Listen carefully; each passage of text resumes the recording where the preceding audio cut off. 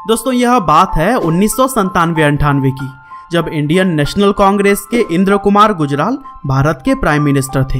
हालांकि उस समय उन्हें एक कमजोर प्रधानमंत्री के तौर पर लोगों के खूब ताने सुनने पड़ते थे और फिर इन्हीं तानों से ही बचने के लिए उन्होंने फैसला किया कि वह पूरी दुनिया को यह दिखाएंगे कि उनकी पार्टी सुरक्षा को कितनी ज्यादा महत्व देती है। और फिर इसीलिए उन्होंने मिसाइल मैन के नाम से मशहूर एपीजे अब्दुल कलाम को भारत रत्न से सम्मानित करने का फैसला लिया। दरअसल 1952 में सीवी रमन को छोड़कर और किसी भी वैज्ञानिक को इस पुरस्कार के लायक नहीं समझा गया था। हालांकि जब इस बात की खबर एपीजे अब्दुल कलाम जी के पास पहुंची तब वह काफी खुश थे, लेकिन काफी नर्वस भी। और नर्वस इसलिए क्योंकि उनके पास समारोह में पहन के जाने के लिए ना तो अच्छे सूट थे और ना ही अच्छे जूते। और फिर यह बात उन्होंने अपने कलीग और महान रॉकेट वैज्ञानिक सतीश धवन से बताया। हालांकि सतीश धवन यहाँ पर हंस पड़े और उन्होंने अब्दुल कलाम से कहा कि तुम पहले से ही सफलता के सूट पहने हुए हो, इसीलिए तुम्हें दिखावे की कोई जरूरत नहीं, तुम जिस भी हालत में हो वैसे ही समारोह में पहुंचो। हालांकि एपीजे अब्दुल कलाम जी ने जुगाड़ करके अपने लिए सूट तो बनवा ली, लेकिन फिर भी वह उस समारोह में कंफर्टेबल नहीं थे और वह अपनी नीली टाई को बार बार हाथ लगा रहे थे। और दोस्तों शायद आपको यह बात पता ना हो कि एपीजे अब्दुल कलाम हमेशा ही चमड़ों के जूतों की जगहों पर स्पोर्ट्स शूज पहनना पसंद करते थे। और दोस्तों कुछ इसी तरह से एक बार की बात है जब किसी बैठक में इंदिरा गांधी ने अब्दुल कलाम का परिचय अटल बिहारी वाजपेयी जी से कराया, लेकिन परिचय के समय उन्होंने कलाम से हाथ मिलाने की बजाय गले लगा लिया। हालांकि यह देखते हुए इंदिरा गांधी शरारती ढंग से मुस्कुराईं और वाजपेयी की चुटकी लेते हुए कहा कि अटल जी, लेकिन कलाम तो मुसलमान हैं। और फिर अटल बिहारी जी ने भी इस बात का जवाब यह कहकर दिया कि अब्दुल कलाम ना हिंदू और ना मुसलमान है, वह तो एक भारतीय और वैज्ञानिक महान है। हालांकि इस इवेंट के 18 दिनों के बाद जब वाजपेयी दूसरी बार प्रधानमंत्री बने तो उन्होंने कलाम को अपने मंत्रिमंडल में शामिल होने का न्योता दिया। दरअसल अगर कलाम इस इनविटेशन को स्वीकार कर लेते तो फिर बीजेपी को न सिर्फ एक काबिल मंत्री मिलता बल्कि पूरे भारत के मुसलमानों को यह संदेश जाता कि बीजेपी की सरकार में जातिवाद नहीं चलता है। और फिर इस प्रस्ताव पर पूरे एक दिन विचार करने के बाद से अगले दिन कलाम जी ने अटल बिहारी वाजपेयी से मिलकर बहुत ही विनम्रता पूर्वक इस पद को अस्वीकार कर दिया। दरअसल उन्होंने कहा कि न्यूक्लियर टेस्टिंग अपने अंतिम चरण में पहुंच रहा है और वह अपनी वर्तमान जिम्मेदारियों को निभाकर देश की बेहतर सेवा कर सकते हैं।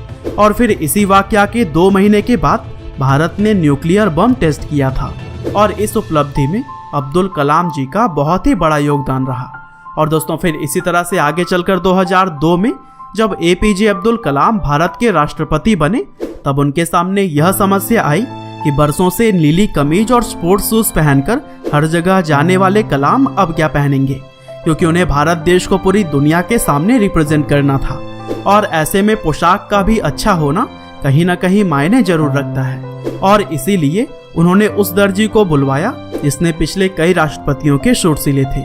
और फिर दर्जी ने आकर एपीजे अब्दुल कलाम की नाप ले ली और उनके लिए 4 नए सूट सिलकर लाया जिसके गले बंद हुआ करते थे। और आजकल इस तरह के सूट को प्रिंस सूट के तौर पर जाना जाता है। हालांकि कलाम ने जब यह सूट पहना तब वह इससे बिल्कुल भी खुश नहीं थे, क्योंकि वह कहते थे कि इस सूट में ऐसा लगता है कि मुझे सांस लेने में प्रॉब्लम हो रही है। और फिर इसी वजह से दर्जी ने उनके सूट के गर्दन के पास से थोड़ा कट लगाया। और दोस्तों बंद गले के सूट की तरह ही टाई से भी उनका दम घुटता था और इसी वजह से अक्सर उन्हें अपने टाई से अपने चश्मे को साफ करते हुए देखा जा सकता है, क्योंकि उनका मानना था कि टाई पूरी तरह से उद्देश्यहीन वस्त्र है और ऐसे में इसका अगर कुछ अच्छा इस्तेमाल किया जाए तो फिर बुराई क्या है। और दोस्तों ऐसे ही एक बार की बात है जब अपने परिवार को राष्ट्रपति भवन में ठहराने के लिए कलाम ने 3.5 लाख रुपए का चेक अपने खुद के अकाउंट से काटा था। वैसे तो आजकल के कई सारे नेता लोगों को भ्रष्ट माना जाता है, क्योंकि वह जनता के लिए कम काम बल्कि अपने पॉकेट भरने के लिए ज्यादा करते हैं और अगर उन्हें कहीं से भी थोड़ा भी मौका मिल जाए तो वह लोगों को लूटने में लग जाते हैं। हालांकि डॉक्टर कलाम जैसे राष्ट्रपति शायद ही हमें दोबारा मिले, क्योंकि एक बार की बात है एपीजे अब्दुल कलाम जी ने अपने परिवार के करीब 52 लोगों को दिल्ली आमंत्रित किया और वे सभी लोग कुल 8 दिन राष्ट्रपति भवन में रुके। लेकिन जब लास्ट में सभी लोग वापस घर चले गए तब कलाम जी ने कुल खर्चों का एक लिस्ट तैयार करवाया और फिर किराए सहित खाने पीने और घूमने हर चीज का पैसा उन्होंने अपने पर्सनल अकाउंट से पे किया।